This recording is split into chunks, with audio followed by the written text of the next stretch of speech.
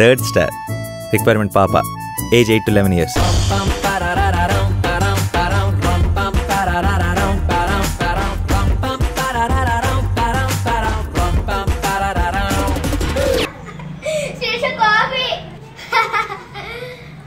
ఎందుకత్తయ్య అలా నవ్వుతున్నారు?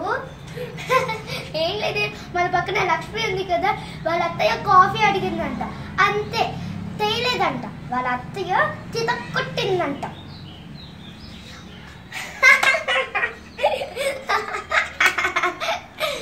నువ్వెందుకు నవ్వుతున్నావే?